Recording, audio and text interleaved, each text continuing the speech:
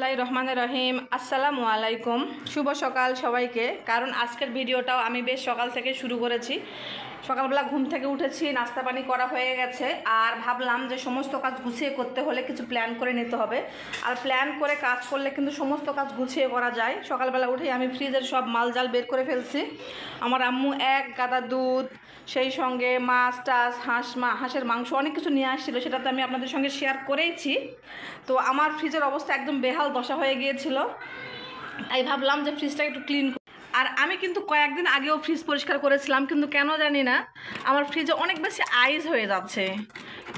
পাওয়ার লেভেলটা কিন্তু কমই দেওয়া আছে, তারপরও এরকমটা হচ্ছে। তো আপনারা যদি কেউ জানেন যে পাওয়ার লেভেলটা কম থাকার পরেও কেন এত বেশি আইস হচ্ছে, তাহলে প্লিজ আমাকে একটু কমেন্টে জানিয়ে দিন এর সলিউশনটা। তো যাই হোক, এখন ফ্রিজটাকে পরিষ্কার করে নিব, আর সেই সঙ্গে রান্নাবান্নাও করব। রান্নাবান্নার প্রস্তুতিও টুকটাক একটু করে নিয়েছি, তবে পুরোপুরি নিতে পারি নাই এখনও, কারণ ভাবলাম সকাল সকাল ফ্রিজটাই পরিষ্কার করে ফেলি। আর ফ্রিজ পরিষ্কার করার পর রান্নাবান্না করতে গেলে একটু ভালো হবে। আমার আবার রান্নাবান্না করতে করতে অন্য কোনো কাজ করতে অত ভালো লাগে না, মানে রান্নাটা একটু গুছিয়ে করতে পছন্দ করি আমি আর কি। আমি তো খুব ভোজন রসিক, এই জন্যই হইতে পারে। তো এই যে ফ্রিজটাকে এখন আমি পরিষ্কার করে নিব, আর সবগুলো আবার এই মালজালগুলোর মধ্যে ঢুকাতে হবে। বুঝতেই পারতেছেন, ফ্রিজটা না আমাদের জীবনের একটা অপরিহার্য অংশ হয়ে দাঁড়িয়েছে। কারণ আমরা যে কোনো কিছু ফ্রিজে রেখে একটু শান্তি মতো খেতে পারি, বা সংরক্ষণ করে বেশ অনেক দিন ধরে সময় নিয়ে খেতে পারি। তো এই জন্য কিন্তু ফ্রিজটাকে পরিষ্কার করতেই হবে। আর আমি মাঝে মাঝে ফ্রিজ পরিষ্কার করি। তাছাড়া আমার কাছে মনে হয় যে মাছ মাংসের একটু হলেও রস, দেখেন আমার ফ্রিজে কিন্তু অনেক বেশি রস টস পড়ে নাই, তারপর আমার কাছে কেন জানি না মনে হয় যে ফ্রিজে একটু মানে তাড়াতাড়ি পরিষ্কার না করলে যদি কোনো গন্ধ হয়ে যায়, বা যে ব্যাকটেরিয়া জনিত কোনো কিছু ঘটতে পারে, এই জন্য আর কি। তো আমার মতো কে কে আছেন আপনারা এরকম খুঁতখুঁতে আর একটু বেশি বেশি? আমার কাছে এটা মনে হয় না, তবে আমার সাহেবের কাছে মনে হয় যে এগুলো একটু বেশি বেশি না করলেও চলে। তো আপনারা একটু কমেন্টে জানায়েন তো, আমি কি একটু বেশি বেশি করে ফেলতেছি নাকি ঠিকঠাক করতেছি। এই তো আলহামদুলিল্লাহ, আমার ফ্রিজটি পরিষ্কার করা হয়ে গেছে। তো এখন সব কিছু এখানে সংরক্ষণ করব। আমার কাছে কিন্তু ফ্রিজ পরিষ্কার করা অনেক কঠিন মনে হয় না, কারণ আমি যে কাজটা করি ফ্রিজটা অফ করে দেই, আর সব মালজাল বের করে রাখার পর মোটামুটি 10 মিনিট পর একদম পরিষ্কার করে ফেলি। খুব তাড়াতাড়ি আর ইজি মনে হয় আমার কাছে। এই তো আমি এখন এগুলোকে সাজায় ফেলবো। তো আমি যেটা করি সব কিছু একসঙ্গে মিলিয়ে রাখি না, উপরে যে বক্সগুলো খাবার সেগুলো রাখি, বা যে মিষ্টি জাতীয় খাবার বা এ ধরনের, মানে যে জিনিসগুলো আমরা জুস, মানে পেঁপে টেপে বা বেল টেল, সেই সঙ্গে দুধ, এই মানে ধরনের খাবারগুলো আমি উপরে রাখি, আইসক্রিম। আর সেই সঙ্গে যে সবজি জাতীয় যে খাবারগুলো সেটাতে আমি এই বক্সটাতে রাখি। আর এখানে রাখি মাছ অথবা মাংস, মানে এক সাইডে মাংস এক সাইডে মাছ। অনেক সময় সবজি থাকে না, তখন আমি এখানে মাছ রাখি আর এখানে মাংস রাখি। তো এখন যেহেতু সবজি আছে, মানে আমি আমার বাচ্চারা অনেক বেশি পছন্দ করি যে ব্রকলি, তো আমি একটু ব্রকলি ভাপ দিয়ে একদম ফ্রোজেন করে রেখেছি। তো এখানে দেখছি আমি আমার গাছের পাকা বেল, সেই সঙ্গে আমার ছোট্ট বোনের জন্য আমি একটু করে, আসলে প্রতিদিন একটু করে যেটা রান্না করি ওর সময় একটু করে উঠায় রাখার চেষ্টা করতেছি, কারণ ও অনেক বেশি পছন্দ করে আমার হাতের রান্না। তো ওর জন্য বক্সে করে আমি এখানে দুধ, সেই সাইডে বক্স রাখে দিই, যে মানে যেগুলো ফ্রিজ আপ করে রাখি আর কি। তো এই যে এটা হচ্ছে আমার মেয়ের জন্য রাখা ফ্রেঞ্চ ফ্রাইয়ের আলু। আমার আলুগুলো নষ্ট হয়ে যাচ্ছিল, তো তাই আমি চিন্তা করেছি যে ফ্রেঞ্চ ফ্রাই তো করতেই হয়, আমার বাচ্চারা অনেক বেশি পছন্দ করে, তো কেন না আমি করে ফেলি, মানে একটু ফ্রোজেন করে রেখে দিই, তাহলে আলুগুলো নষ্টও হবে না, আর সেই সঙ্গে আমার বাচ্চাদের খাবারও তৈরি হয়ে গেল। আর এগুলো হচ্ছে চিকেন, আমার বাচ্চাদের জন্য আমি রাখছি চিকেনের লেগ পিসগুলো, ওদেরকে এগুলো করে দেবো, KFC করে দেবো। আর এখানে রাখছি চিকেনের বুকের মাংস, এগুলো দিয়ে আমি ওদেরকে অনেক সময় নুডলস, পাস্তা, তারপরে আরও চিকেনের অনেক আইটেম তৈরি করে দেই, ওরা অনেক বেশি খুশি হয়।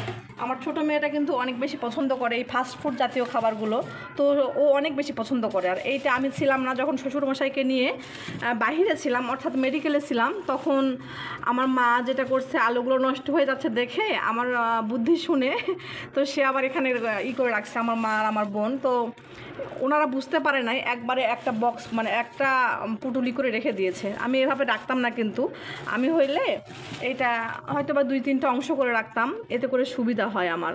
তো ব্যাপার না কোনো। তো আমি এখন এগুলোকে সাজায় ফেলি, আর সাজানোর পরে আপনাদের সঙ্গে শেয়ার করতেছি। আলহামদুলিল্লাহ, এই তো আমার ফ্রিজটা গোছানো হয়ে গেছে।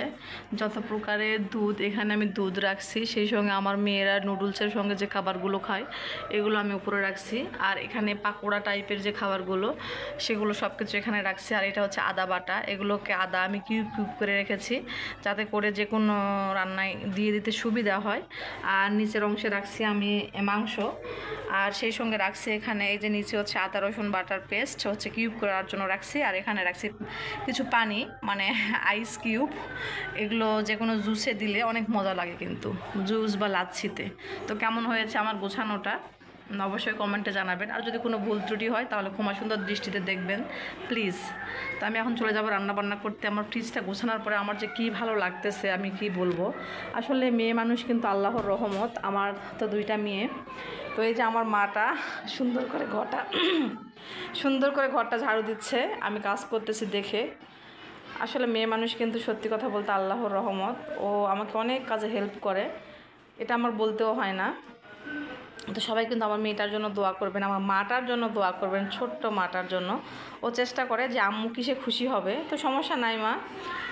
আর আমি কিন্তু নিষেধও করি না, কারণ মেয়ে মানুষ বা ছেলে মানুষ আমার কাছে কোনো ব্যাপার না, সবাই একটু হেল্প করবে, এটাতে দোষের কিছু নাই বলে আমার মনে হয়। তো এখন আমি রান্নাবান্না করতে চলে যাব। সমস্ত কাজ গুছিয়ে ফেলেছি আর এখন চলে এসেছি আমি রান্না বান্না করতে। এখানে আমি রুই মাছ নিয়ে নিয়েছি, রুই মাছ ভুনা করব। এই যে কাঁচা যে টমেটো নিয়ে আসছিল সাহেব, সেই টমেটো দিয়ে। আর একটাই বেগুন ছিল, কি করব ভাবতেছি। তো এটাকে ভর্তা করব ভাবতেছি পুড়িয়ে, গ্যাসের চুলায় পুড়িয়ে বেগুন ভর্তা করলে কিন্তু অনেক মজা লাগে। তবে এর কিন্তু একটা সুন্দর একটা প্রসেসিং আছে, এভাবে করলে আরও বেশি মজা লাগে। তো এখানে পেঁয়াজটা কেটে নিয়েছি আর এখানে করব আমি ডুমুরের ভাজি। এখানে ডুমুর আর আলু আমি কেটে নিয়েছি। ডুমুরগুলো দেখতে একটু হলুদ হলুদ লাগতেছে, তার কারণ আমার আম্মু এটাকে সুন্দর করে কেটে লবণ আর হলুদ দিয়ে ভাপ দিয়ে আমার জন্য পাঠিয়ে দিয়েছে। তো আমি এটাকে রান্না করব, আমার কিন্তু অনেক পছন্দের একটা তরকারি এটা। তো আজকে দুপুরে এই রান্নাটাই করব, রুই মাছের ঝোল, ডুমুরের ভাজি আর বেগুন ভর্তা। আর বেগুন ভর্তার প্রসেসিংটা আমি আপনাদেরকে এখনই দেখিয়ে দিচ্ছি, এভাবে করে দেখতে পারেন, অনেক মজার, অনেক লোভনীয় লাগে কিন্তু। অনেকেই হয়তো খেয়েছেন মানে বেগুন ভর্তা, তবে বেগুন পুড়িয়ে ভর্তা, তবে এভাবে বেগুন পুড়িয়ে ভর্তা করে দেখবেন, সত্যি কথা বলতে অনেক বেশি মজা লাগে। প্রথমে যেটা করব বেগুনটাকে আমি একটু সুন্দর করে সরিষার তেল মাখিয়ে নেব। সরিষার তেল মাখালে কিন্তু বেগুন থেকে একটা সুন্দর একটা স্মেল আসবে, আর স্মেলটা আমার অনেক পছন্দের। তো কে কে আপনারা এভাবে বেগুন পুড়ে ভর্তা করে খান অবশ্যই কিন্তু কমেন্টে জানাবেন। আর এরপরে যেটা করব, বেগুনটাকে আমি এইভাবে ফুটো করে নেব যাতে করে বেগুনের গাছটা বের হয়ে যায়, তাছাড়া কিন্তু একদম সমস্যা হয়ে যাবে। আর বেগুনটাকে এভাবে ফুটো করে নেওয়ার পরে আমি এখানে কিছু আস্ত রসুনের কোয়া নিয়েছি, এগুলোকে একটু তেল মাখাই নিলাম। আর তেল মাখানোর পরে আমি এগুলোকে এর মধ্যে ঢুকে দিচ্ছি।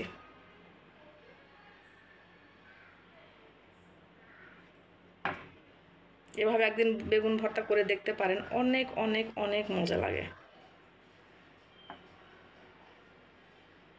একবার খেলে ফ্যান হয়ে যাবেন, কথা দিচ্ছি।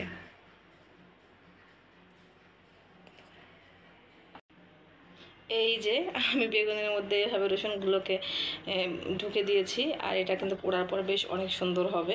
তো এটাকে যেটা করতে হবে, একদম লো হিটে এটাকে পোড়াবো। এই যে এইভাবে লো হিটে, এই যে হিট আস্তে আস্তে পোড়াতে হবে কিন্তু, তাছাড়া কিন্তু বেগুন আবারই হয়ে যাবে, পুড়ে যাবে উপর থেকে, আর ভিতরে সিদ্ধ হবে না। আস্তে আস্তে বেগুনটাকে আমি এভাবে পুড়িয়ে নেব। বেগুনটা এখানে আস্তে আস্তে পুড়ুক, আর সেই সঙ্গে আমি আমার সুন্দর করে মাছটাকে মাখিয়ে নেই। কারণ মাছটা মাখিয়ে নিয়ে একটু রাখার পরে যদি মানে যে কোনো রেসিপি আর কি একটু সময় নিয়ে করলে অনেক বেশি মজা লাগে।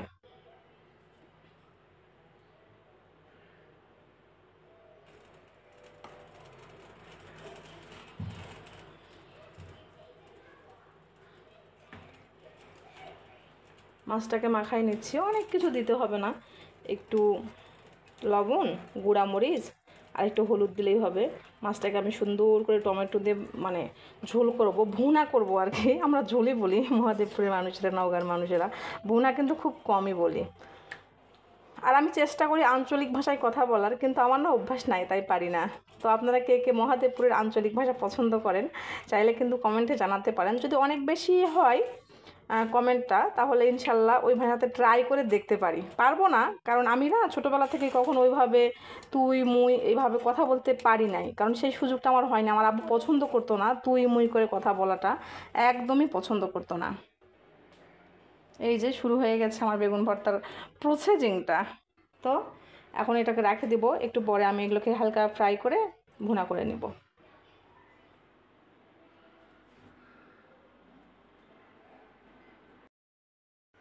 বেগুনটাকে কিন্তু বেশ সময় নিয়ে উল্টিয়ে পাল্টিয়ে পুড়িয়ে নিতে হবে, তাহলে কিন্তু চুলার চাইতে অনেক বেশি সুন্দর হবে। সত্যি কথা বলতে চুলায় কিন্তু অনেক সময় পোড়া পোড়া গন্ধ হয়, তো সেটা কিন্তু আর হবে না। আর এদিকে আমি মাছটাকে ভাজতে দিয়ে দেবো। ওয়াও, সরিষার তেলে ভাজি তো এই জন্য আপনাদের সঙ্গে ওইভাবে শেয়ার করা যায় না, কারণ সরিষার তেলে কোনো কিছু করলে এত বেশি ফেনা হয় কি আর বলবো।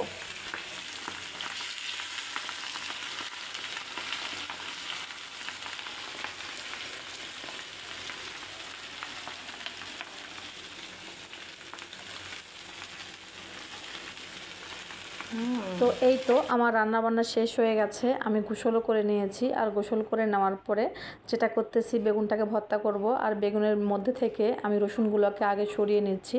রসুনগুলো এত সুন্দর মোলায়েম হয়েছে, একটু চাপ দিলেই গলে যাচ্ছে।